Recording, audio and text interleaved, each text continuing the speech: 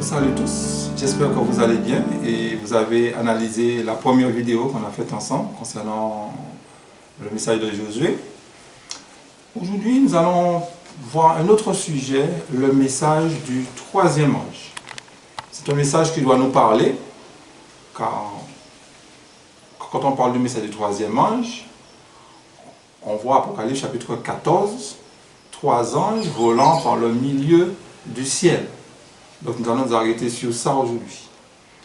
Mais si vous voulez bien, nous allons commencer avec Apocalypse le chapitre 10. Nous allons prendre à partir du verset 8 à 10. Alors j'ai dit Apocalypse chapitre 10, du verset 8 à 10. Alors là, je lirai la version King James. Alors, cette version est traduite en français que vous allez trouver sur Internet. Alors, je vais me servir de la version King James, le roi Jacques. Et la voix que j'avais entendue du ciel me parla de nouveau et dit, « Va et prends le petit livre qui est ouvert dans la main de l'ange qui se tint sur la mer et sur la terre. » Et j'allai vers l'ange et lui dis, « Donne-moi le petit livre. » Il me dit, « Prends-le et mange-le. Et il ne te causera de l'amertume dans ton ventre, mais il sera dans ta bouche doux comme du miel. » Et je pris le petit livre de la main de l'ange et je le mangeai. Et c'était dans ma bouche doux comme du miel, et dès que je l'eus mangé, mon ventre devint amer. Il me dit, tu dois prophétiser encore devant beaucoup de peuples, de nations et de langues et de rois. Je ne suis pas prophète. Donc, pour avoir l'explication de ce texte, je dois me tourner vers un prophète. Car vous savez, une prophétie est révélée à travers un prophète. On peut avoir la consécration qu'on veut, en tout cas c'est ma conception. On ne peut pas donner d'explication sur une prophétie. On est obligé de puiser dans les écrits d'un prophète. Dieu a bien fait des choses parce que dans Éphésiens 4, le verset 11, il dit qu'il a mis dans son église des pasteurs, des docteurs, des évangélistes, des apôtres, mais il dit aussi des prophètes. Donc les prophètes sont là pour expliquer les mystères de Dieu. Donc toutes les prophéties dans la Bible doit être délivré par des prophètes. Et quel que soit le pasteur, il doit puiser l'explication qu'il donne d'une prophétie des écrits des prophètes. Et si le prophète ne dit rien là-dessus, il doit s'abstenir. Parce qu'en voulant s'avancer, on passera automatiquement à côté parce que nous ne sommes pas prophètes. Si on répète quelque chose, on doit puiser ce qu'on dit dans les écrits d'un prophète. Alors, je vais lire Message choisi, le volume 2. Je lirai à partir de la page 123 à 124. Écoutez ça. « Et l'ange que je voyais debout sur la mer et sur la terre leva sa main droite vers le ciel et jeta et jura par celui qui est vivant au siècle des siècles, qui a créé le ciel et les choses qui y sont, et la terre et les choses qui y sont, et la mer et les choses qui y sont. Il n'y aura plus de temps. » Alors on parle d'Apocalypse, le chapitre 10. En fait, on va le verset 10, mais il commence un peu plus haut. Mais là où je veux attirer votre attention, c'est ici.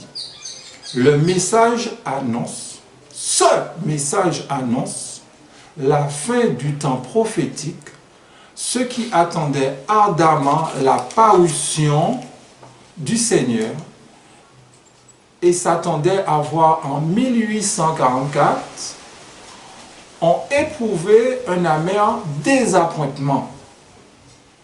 Ils entraient dans les vues du Seigneur que ce désappointement eut lieu pour mettre à jour ce qui existait dans leur cœur. Donc, en d'autres termes, Jean, il mange le livre. Mais Jean symbolisait ceux qui allaient vivre cette expérience. Ceux qui vivaient dans les années 1800. Alors, comme vous savez, on ne peut pas manger un livre. Manger le livre, cela veut dire s'approprier un message. Croire en un message, faire corps avec ce message-là. Et c'était le livre de Daniel qu'il lisait. Daniel 7, Daniel 8, c'était ce livre-là. Babylone était tombée, les Mèdes et les Perses étaient tombés, la Grèce, Rome, ces 4 royaumes-là étaient tombés. Et puis, William Miller constate que le sanctuaire allait être purifié après la chute du 4e royaume. Si Rome était tombé, donc il a déduit que c'était le retour de Jésus. Donc Rome étant tombé, William Miller a conclu. Donc pour eux, c'est le retour de Jésus. Donc le miel que le message apportait, c'était la bonne nouvelle du retour du Seigneur Jésus. Et ils attendaient tous le retour de Jésus. Et quand Jésus n'est pas venu, bien entendu, cela a produit de l'amertume.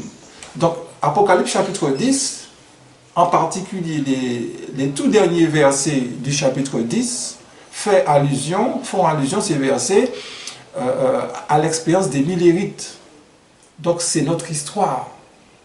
C'est notre histoire. Alors, certains disent, oui, mais si William Miller était un prophète, il n'aurait pas dû se tromper. William Miller avait une conception baptiste. Il pensait que le sanctuaire, c'était la terre. Et c'est Dieu qui a permis ça. Il ne s'était pas trompé sur la date. La date était véridique, mais sur l'événement. Donc, c'était l'entrée de Jésus dans le lieu très saint. Donc, le verset 11, qui est très important, et là je vais vous demander vraiment votre attention, le verset 11 d'Apocalypse 10 nous dit, « Il me dit, tu dois prophétiser encore. » Vous avez notre version de nouveau.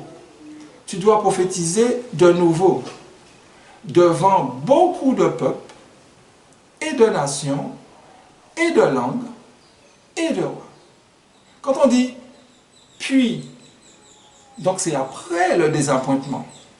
Donc c'est un message qui est adressé à ceux qui ont expérimenté ce désappointement, qui ont eu cette amertume-là.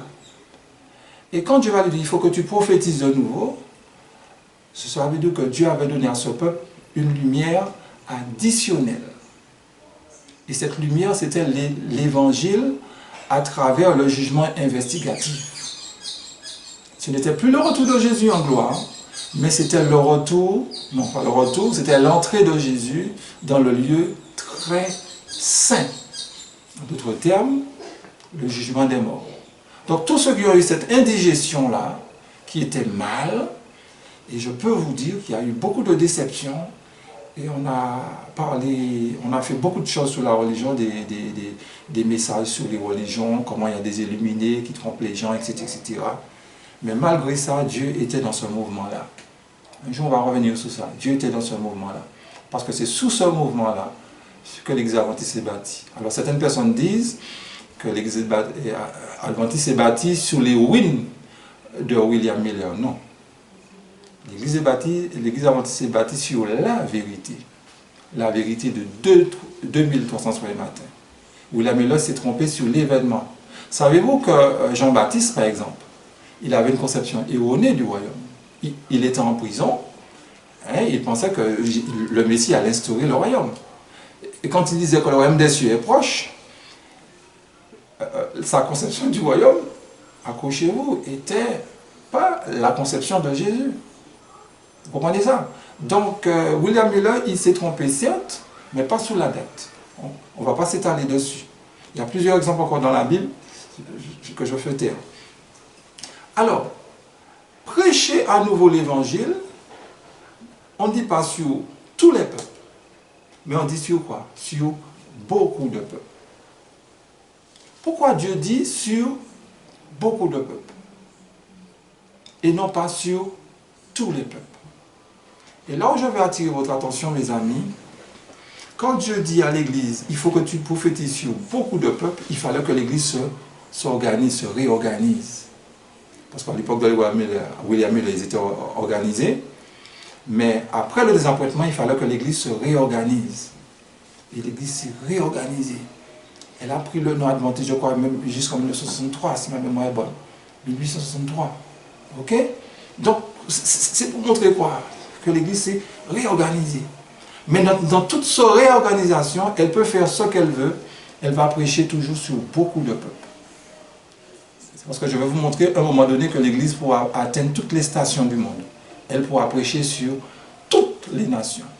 Mais en ce moment, je vais vous montrer que l'Église prêche sur beaucoup de peuples. C'est parce que la prophétie nous dit, à la naissance de Jésus, à la naissance du mouvement adventiste, Dieu dit sur beaucoup de peuples. Alors, dans Apocalypse chapitre 14, Apocalypse le chapitre 14, et le chapitre 14, à partir du verset 6, que vous connaissez déjà par cœur, hein, que nous connaissons par cœur, nous avons appris ça en classe baptismale, etc. Donc on ne va pas trop insister dessus. Et je vis un autre ange volant au milieu du ciel, et un évangile éternel, à prêcher à ceux qui demeurent sur la terre, à toute nation, à toute tribu, à tout peuple, disant d'une voix forte, craignez Dieu, donnez-lui gloire, car l'heure de son jugement est venue, et adorez celui qui a fait la terre, la mer et les fontaines d'eau. Alors, comme vous savez, ça concerne le mouvement millérite, au départ. Mais le jugement que l'on fait allusion là, on fait allusion au jugement investigatif. Le verset 8 nous dit, un autre ange suivi disant, Babylone est tombée, elle est tombée, la grande ville, parce qu'elle a fait boire à toutes les nations, le vin et la colère de sa fornication. C'est quand le message du premier ange était annoncé, Dieu a dénoncé toutes les églises qui rejetèrent le message du premier ange. Dieu les a appelées Babylone. C'était des églises pures qui se sont corrompues. Dieu a voulu unifier tout le protestantisme autour du message de William Miller, mais puisque ces églises rejetèrent ce message-là, elles sont devenues Babylone. Donc Babylone n'est pas seulement l'église catholique, mais toutes les églises protestantes, sauf l'église adventiste du 7e jour. En dehors de l'église adventiste, toutes les églises sont Babylone. Okay? Ça ne veut pas dire que Dieu n'a pas d'enfants chez eux, parce que moi et vous aussi, nous faisons partie de leur nom. Okay? Donc, on poursuit. Le verset 9 nous dit, et le troisième ange les suivit, disait d'une voix forte, si un homme quelconque adore la bête et sa statue, et reçoit sa marque sous son front ou sous sa main, celui-là même boira le vin de la colère de Dieu, qui sera versé sans mélange dans la coupe de son indignation. Il sera tourmenté dans le feu et le soufre en la présence des saints anges et en la présence de l'agneau. On va s'arrêter là. Alors, vous allez lire le reste à la fin. Le troisième ange met l'accent sur l'image de la bête.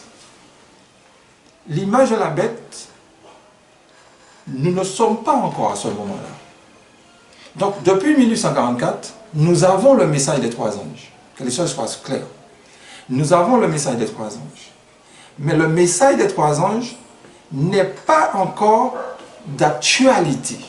Alors, qu'est-ce que j'entends par actualité? C'est simplement l'image de la bête n'est pas encore en vigueur. C'est comme les Juifs. Ils avaient le message sur la venue du Messie. Les rites cérémoniels préfiguraient la venue du Messie, mais le Messie n'était pas encore là. Donc c'est pareil. Nous avons le message des trois anges, mais le message des trois anges, l'image de la bête n'est pas d'actualité. Donc à un moment donné, le message des trois anges sera d'actualité. Donc ce qui veut dire que l'Église adventiste doit passer deux périodes. Une première période où elle prêche sur toutes les nations, non, sur beaucoup de nations, je répète, sur beaucoup de nations, nous vivons cette période-là en ce moment, en 2019, sur beaucoup de nations, il arrivera un moment, l'Église va prêcher à toutes les nations. Quand vous prenez Apocalypse 14, à partir du verset 6, vous voyez que les trois anges volent au milieu du ciel. Quand le soleil est au milieu du ciel, il n'y a pas d'ombre. La lumière pénètre partout. L'Église adventiste n'est pas partout. Mais arrivera un moment où le message adventiste, l'évangile, quand il y a le message adventiste, vous entendez l'évangile. Le message adventiste sera aux quatre coins de la terre, mes amis. Donc c'est très important à comprendre cela. Donc il y a deux périodes à ne pas confondre. Donc la première période, Apocalypse 10, il faut que tu prêches sur beaucoup de nations. Et la seconde période, Apocalypse 14, à toutes les nations. Deux périodes, je répète, différentes. La période où l'image de la bête sera en vigueur, on trouve ça dans Apocalypse, le chapitre 13, n'est-ce pas? Apocalypse, le chapitre 13, nous avons à partir du verset 11, à partir du verset 11 d'Apocalypse 13, ce qui suit. Apocalypse 13, excusez-moi. Voilà, j'ai trouvé. Je regardais une autre bête sortant de la terre. Il y avait deux cornes semblables à celles d'un agneau et qui parlaient comme un dragon.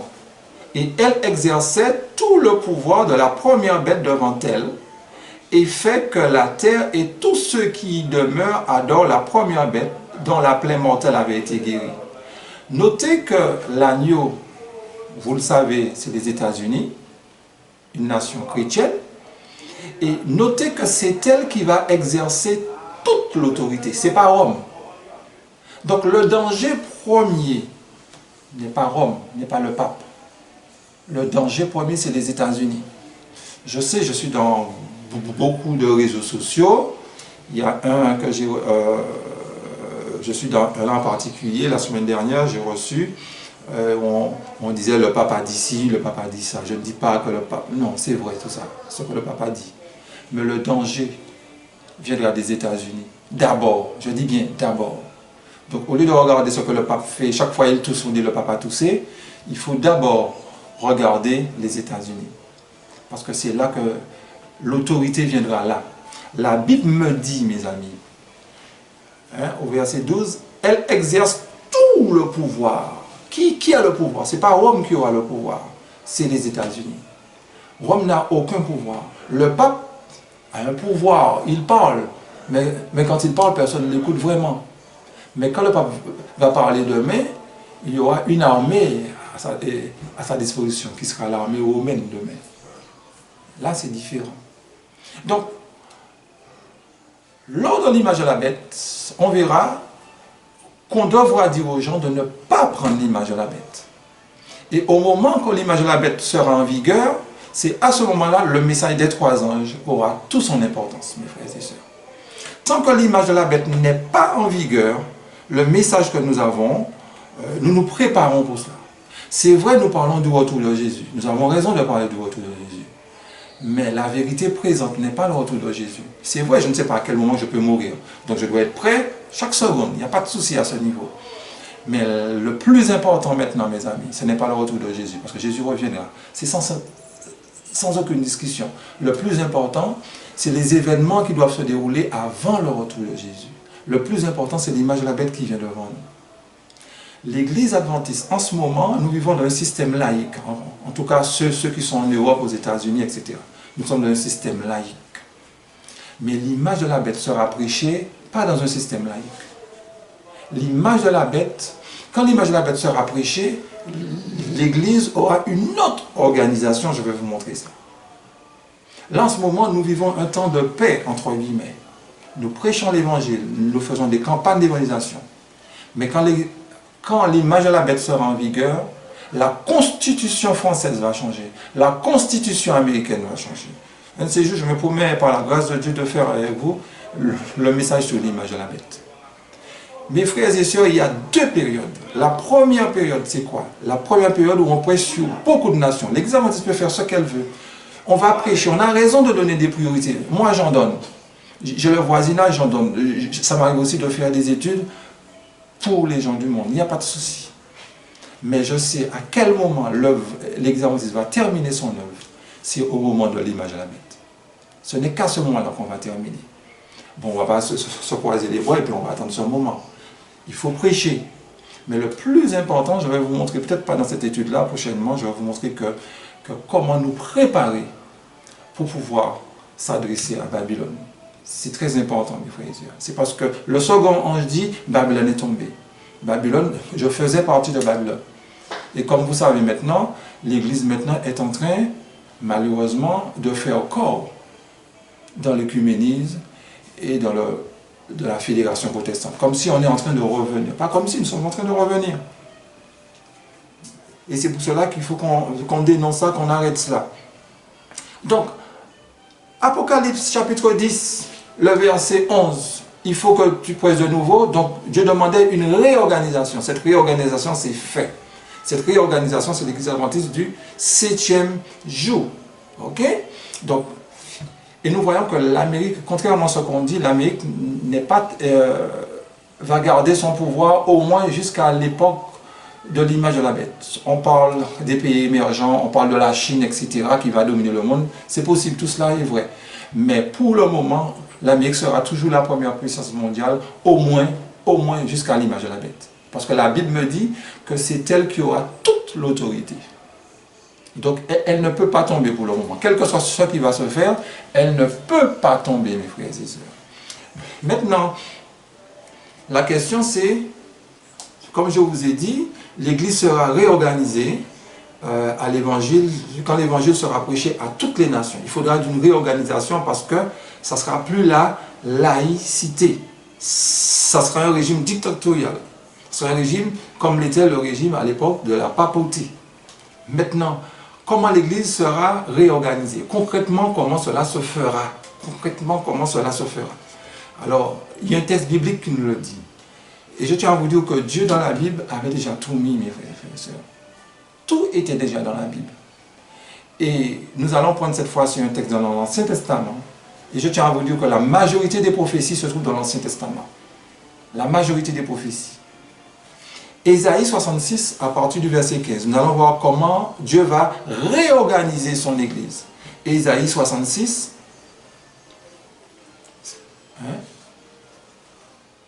à partir du verset 15. Écoutez ce qu'Ésaïe nous dit. Car voici le Seigneur viendra par le feu et avec ses chars comme un tourbillon pour rendre sa colère avec fureur et sa réprimande avec des flammes de feu. Alors verset 15 nous parle de la venue du Seigneur. L'Éternel viendra. Bon, vous êtes plus habitués avec la version seconde qui dit l'Éternel arrive. Donc le verset 15 parle de la venue du Seigneur. Le verset 16 nous dit, c'est par le feu et par son épée, le Seigneur plaidera avec toute chair, et les tués du Seigneur sera en grand nombre. Donc le verset 16 met l'accent sur les personnes, quand l'Éternel va venir, il va tuer un grand nombre. Donc il vient faire un jugement. La version seconde parle de, il vient exercer un jugement. Okay? Donc verset 15, il vient. Verset 16, il vient faire quoi? Faire un jugement. Il vient tuer un grand nombre. Verset 17. Ceux qui se sanctifient et se purifient dans les jardins, derrière un arbre au milieu, mangeant de la chair de pourceaux et de l'abomination et des souris, seront consumés ensemble, dit le Seigneur. Donc le verset 17 met l'accent sur les personnes qui vont mourir. Et les personnes qui vont mourir lors de cette venue sont des personnes qui se sanctifient et qui se purifient. Ça va être bizarre. Comment des gens qui se sanctifient, se purifient, peuvent être tués? Pourquoi ils vont périr? Parce qu'ils se sanctifient non pas à travers la parole de l'Éternel, mais à travers la parole, non, à travers le jardin. La version seconde dit jardin, mais la version King James parle d'arbre, à travers l'arbre au milieu. C'est quoi un arbre? Dans Daniel, c'est dans ma tête, mais c'est dans Daniel 10, excusez-moi, dans Daniel 10, Nebuchadnezzar est représenté comme étant un arbre majestueux. Donc l'arbre, les gens qui se sanctifient, ils se purifient à travers l'arbre, ça veut dire que les gens qui ont écouté la parole des hommes, plutôt que de se pencher sur la parole de Dieu, ces personnes-là vont périr lors de cette venue-là. C'est ça. Ok? Vont périr. Et Dieu compare aux paroles que donnent ces hommes-là, aux paroles de pourceaux, la parole de porc, la chair de porc ou de souris. C'est la mauvaise nourriture que peut donner un homme. Ok? Si ça vient d'un homme. Et le verset 18 nous dit, « Car je connais leurs œuvres et leurs pensées, il arrivera que je rassemblerai toutes les nations et les langues, et elles viendront et verront ma gloire. » Le verset 18 dit, si ces gens-là vont périr parce que leurs pensées étaient mauvaises, leurs œuvres étaient mauvaises. Et le moment est venu pour que je puisse rassembler toutes les nations. Pourquoi Dieu vient? C'est pour rassembler toutes les nations. Et en venant, il va détruire ceux qui ont pris les hommes comme point de repère, plutôt que la parole de Dieu. Ils se sont sanctifiés et se sont purifiés à travers la parole des hommes. Et ce que les hommes ont pu donner, c'est des souris et des porcs. Donc le temps est venu, pourquoi Dieu vient? Pour rassembler, n'est-ce pas? Pour rassembler, pour que les nations puissent voir sa gloire. Et accrochez-vous bien maintenant. Le verset, non, c'est le verset 19 maintenant. Faites très attention maintenant à ce que vous allez lire. Et je mettrai un signe parmi eux, et j'enverrai ceux d'entre eux qui seront échappés vers les nations, à Tarsis, à Pul, à Lud, qui tirent de l'arc, à Tubal et à Javan, aux îles éloignées, qui n'ont jamais entendu parler de mon nom et qui n'ont pas vu ma gloire, et ils déclareront ma gloire parmi les nations, parmi les gentils du moins. Le verset 19 dit, je mettrai un signe parmi eux et j'enverrai ceux d'entre eux qui se seront échappés. Échappés de quoi, mes amis? Et la version seconde que vous avez entre vos mains dit, j'enverrai les réchappés. Donc il y aura un reste. On voit une venue où Dieu tue ceux qui ont pris les hommes comme référence. Dieu va tuer un grand nombre, donc Dieu ne tue pas tout, donc il y aura un reste. Maintenant, ce reste-là, c'est ce que dit ma Bible en tout cas, ce reste-là est envoyé vers les nations. Et ce reste-là va prêcher sur toutes les nations. Alors mes amis, cette venue-là n'est pas la venue de Jésus en gloire. Oui, Jésus reviendra sur les nuées des cieux, il n'y a pas de souci. Mais ce n'est pas chaque fois que nous allons voir l'Éternel arrive pour conclure sur le retour de Jésus. C'est ce qui est arrivé à William Miller dans Daniel chapitre 7. Il a vu l'Éternel arrive. Il a dit, tiens, c'est le retour de Jésus. Mais le texte disait, l'Éternel arrivait vers son Père qui était assis sur le trône. C'est vrai, il était assis, il était sur les nuées des cieux. L'Éternel arrivait sur les nuées des cieux. Donc William Miller a conclu que c'était le retour de Jésus. Mais c'était l'entrée de Jésus dans le lieu très saint. Donc, l'Éternel arrive, il tue un grand nombre, et le reste, les réchappés, dans certaines versions, vous avez les survivants sont envoyés vers les nations. Donc, c'est l'Église adventiste qui est là, mes amis. Mais il faut d'abord qu'il y ait un criblage. C'est Dieu qui le fera. Il faut qu'il y ait un criblage. Ce criblage, c'est quoi? Ésaïe 66 le dit. Et si j'avais Ézéchiel 9, j'aurais pris Ézéchiel 9. Si j'avais Amos, j'aurais pris le texte d'Amos encore. Il y a plusieurs textes qui disent la même chose. Et Ésaïe 66 nous parle d'une soustraction. Et ceux qui vont rester seront baptisés de la puissance du Saint-Esprit. Et ceux-là seront envoyés aux quatre coins de la terre, mes amis. Remarquez ce que dit le verset 20. Ils amèneront, ce ils-là, c'est les réchappés. Il ne peut pas avoir de réchappés si l'Éternel ne vient pas tuer. Alors je me rappelle, ça fait quelques années, mais c'est vieux ce que je vous dis, le questionnaire avait traité le livre d'Ésaïe. Alors les anciens adventistes ont certainement ça. Si vous conservez vos questionnaires, et vous irez dans le livre d'Ésaïe, et vous allez prendre Ésaïe 66. Et l'auteur du questionnaire attribuait ça au retour de Jésus. Mais n'a fait aucun commentaire sur le verset 19.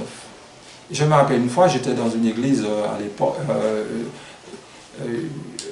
j'avais été visiter une église et j'ai dit au moniteur, mais qui sont ces réchappés-là? Il a dit, mais ça c'est notre époque. J'ai dit, non, tu ne peux pas dissocier la venue de l'Éternel aux réchappés, puisque c'est la venue de l'Éternel qui va emmener les réchappés, qui va faire s'il y a des réchappés. Donc il y a une tuerie qui est faite à partir du verset 15. Et ça, il nous faut entendre, dans ça, le jugement des vivants. Ça, c'est le sanctuaire, pour ceux qui étudient le sanctuaire. Ça fait partie du sanctuaire, mes amis. C'est le jugement des vivants. ce sont ces gens-là qui ne vont pas expérimenter la mort. Et ces gens-là, ce sont ces gens-là qui auront le privilège de proclamer le grand cri. Et quand j'envoie les 3 anges volant au milieu du ciel, prêchant à toutes les nations, même pas sur beaucoup, mais à toutes les nations, c'est au moment du grand cri. Mais quand Dieu aura enlevé l'ivraie, ce n'est pas moi qui vais l'enlever, ce n'est pas un groupe de personnes, c'est Dieu qui le fera. Dieu. Alors le verset 20 nous dit, ils amèneront tous vos frères d'entre les nations pour une offrande au Seigneur, sur des chevaux, sur des chariots, sur des litières, sur des mulets, sur des bêtes rapides, à ma montagne sainte à Jérusalem, dit le Seigneur, comme les enfants d'Israël apportent l'offrande dans un récipient pur à la maison du Seigneur. Donc cela veut dire quoi, mes amis? Le texte nous parle d'entre toutes les nations. Donc, je répète, il y a 2 périodes que l'Église adventiste doit traverser. Nous sommes en train de traverser la première période. La période où il y a cette cohabitation entre l'ivraie et le bon grain. Et tant qu'il y aura cette cohabitation, on sera dans un système laïque. Mais quand l'Église sera purifiée par Dieu lui-même, ceux qui vont rester vont recevoir la puissance du Saint-Esprit et seront envoyés pour prêcher dans Babylone. Sortez de Babylone, mon peuple. C'est à ce moment-là, toute la terre sera éclairée de la gloire de l'Éternel. La gloire de l'Éternel, cela veut dire la connaissance de l'Éternel. Et Isaïe 66 fait ressortir ces 2 périodes-là. La première période, où les gens vont se sanctifier à travers les arbres, etc. Et la seconde période, où les gens à ce moment-là vont accepter le message adventiste. Et notez que les réchappés vont publier la gloire de Dieu. Donc s'ils vont publier la gloire de Dieu, ça sous-entend que ces réchappés connaissaient la gloire de Dieu. Donc il y a un criblage qui est fait à partir du verset 15, qui est fait. Puis ce sont des gens qui se sanctifient. Qui peut se sanctifier? Ce n'est des croyants. Donc ça ne s'applique pas pour les gens du monde. Ça c'est la première moisson qui se fera au sein de notre dénomination. Et la seconde moisson se fera dans le monde, parce que Dieu a une firmament d'âme aux 4 coins de la terre. Okay? Et là, je vais donner un dernier texte qui se trouve dans la tragédie des siècles. La tragédie des siècles, à la page... Alors, c'est un texte que j'aime lire souvent, je veux lire très souvent pour que vous soyez imprégnés. Et vous allez voir, ce que je vous dis là n'est pas encore là en ce moment. Tragédie des siècles, page 664. C'est quelque chose qu'on peut réciter comme une récitation. Je me répète, excusez-moi. Le serviteur de Dieu, les serviteurs de Dieu, le visage illuminé d'une sainte consécration, iront de lieu en lieu proclamer le message céleste. Des milliers de voix le feront retentir dans toutes les parties du monde. Les malades seront guéris. Des miracles et des prodiges accompagneront les croyants. Satan, de son côté, opérera des miracles trompeurs jusqu'à faire descendre le feu du ciel et sur la terre à la vue des hommes. Ainsi, les habitants de la terre seront mis en demeure de prendre position. Il y aurait beaucoup à dire. D'abord, les serviteurs de Dieu, le visage illuminé d'une sainte consécration. Vous vous rappelez Moïse? Voilà. Notez que le temps est au futur. Ils vont de lieu en lieu proclamer le message céleste. Des milliers de voix le feront retentir, non pas dans beaucoup, mais dans toutes les parties du monde. Les malades seront guéris, ce qui veut dire la seconde Pentecôte. Nous allons recevoir la seconde Pentecôte à ce moment-là. On pourra parler en langue, on va se déplacer comme il s'appelle, Philippe se déplaçait, sans prendre les moyens de locomotion, parce qu'on pourra ni acheter ni vendre entre nous, mes frères. Satan, de son côté, opérera des miracles trompeurs jusqu'à faire descendre du feu du ciel sur la terre à la vue des hommes. Et là, on fait allusion à Apocalypse chapitre 13, au moment de l'image de la bête. Donc, au moment où ces hommes-là apparaissent, mes amis, le visage illuminé, c'est au moment où l'image de la bête est en vigueur. C'est vrai, la France, les États-Unis donnent des leçons de démocratie à qui veut l'entendre. Mais tous ces pays dits démocratiques-là vont se radicaliser. Le système économique va changer bientôt, mes amis. On parle de la retraite, il y a des conflits sociaux ici et là. Je suis sur un des réseaux sociaux, il y a un frère qui m'a envoyé en Chili, où on voit les gens qui cassent. Mais même en France, c'est pas besoin d'aller jusque-là. On casse partout. Partout, au Liban, partout. Il y a des problèmes sociaux. Mais le message des trois anges, au moment de l'image de la bête, qu'est-ce qui sera prêché là? Ce qui sera prêché, c'est l'évangile éternel qui sera prêché. Mais à travers un fait d'actualité, qui veut dire, on dira aux gens de ne pas prendre l'image de la bête. Mais ne croyez pas que nous allons faire une étude, la bête, etc., à ce moment-là. Non. Nous allons prêcher l'évangile, mais à travers un fait d'actualité. Parce qu'en réalité, il n'y a qu'un message. Le message, c'est l'évangile éternel. Mais Dieu, dans sa préscience, avait vu que bientôt les démocraties vont parler comme un dragon. Et celui qui va commencer, c'est l'Amérique. À parler comme un dragon, qui sera l'organe de Satan demain. L'Amérique sera l'organe de Satan. Mais à ce moment-là, la constitution américaine va changer. Et il y aura une persécution. En ce moment, on ne peut pas parler d'image de la bête. Alors j'entends, on dit l'image de la bête est déjà votée, etc. La constitution française, la constitution américaine ne peut pas permettre cela. Une autre fois, on va voir que ça devait être voté avec le sénateur Blair aux États-Unis. Une autre fois, on va revenir sur ça. Mais la constitution américaine interdit ça pour le moment. Pour qu'il y ait l'image de la bête, il faut que la constitution américaine change. Il faut légiférer. Le pape ne peut pas dire je décrète. Non, non, non, non, non, non, non, non. C'est trop facile, mes frères et sœurs. Non. Dieu nous dit comment cela se fera. Comment nous voulons que cela se fasse. Comment Dieu nous dit cela se fera. Donc, voilà l'église adventiste à deux périodes différentes. C'est pour cela que je vous dis, il ne faut pas laisser l'église. Alors, un dernier point, et je vais revenir dessus une autre fois, parce que certaines personnes m'ont dit, oui, parce que dans Message choisi, le volume 1, à la page 210 et la page 211, Hélène White dit que les personnes qui parlent d'un peuple pur qui sortira au temps de la fin, je vais le lire, plutôt que de parler, je vais le lire. Il a dit, vous choisirez des passages des témoignages où il est question de la fin du temps de grâce, du criblage du peuple de Dieu, et de ce peuple vous ferez sortir un autre peuple plus pur et plus saint. Or, tout ceci plaît à l'ennemi. On a dit, mon frère, mais c'est ce que je dois faire. Tout ceci plaît à l'ennemi, mon frère. Mais écoutons le reste. Évitons une attitude qui, sans nécessité, produira des divergences et créera des dissensions. Il ne faut pas donner à entendre que si nos idées particulières ne sont pas suivies, c'est à cause des prédicateurs, manque de compréhension et de foi et marche dans les ténèbres. Écoutez ce qu'elle dit.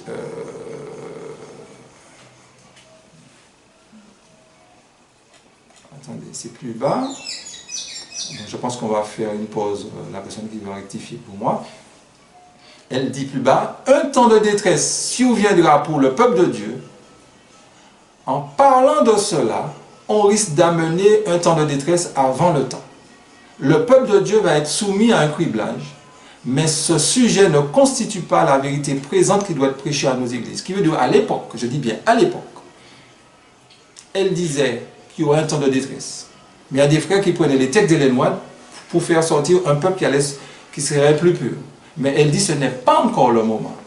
Ce qui veut dire le moment viendra. Elle dit bien, ce sujet ne constitue pas la vérité présente qui doit être prêchée à l'Église. À un moment donné, ce sujet sera la vérité présente. Et la fois dernière, je vous ai montré Josué qui est devant l'Éternel, et Josué symbolise, on a vu le peuple adventiste à la fin des expiations. Donc Josué symbolise ceux qui ne passeront pas par la mort et ceux qui auront le privilège d'éclairer la terre de sa gloire.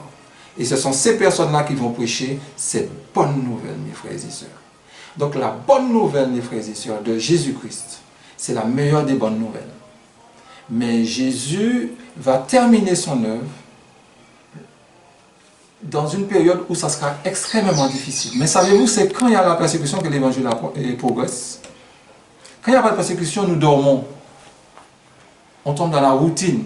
Ça ne veut pas dire qu'on doit demander la persécution. Mais prenez toute l'histoire. Quand l'œuvre avance, c'est quand il y a la persécution. Ok? Alors mes frères et sœurs, que Dieu nous bénisse, que Dieu nous aide à ne pas avoir de nos préjugés, mais prenez le temps, mes frères et sœurs, analysez ce que j'ai dit. Ne faites pas attention à mes imperfections parce que j'en ai énormément, mais accrochez-vous à ce qui a été dit. Que Dieu nous bénisse, mes frères et sœurs. Amen.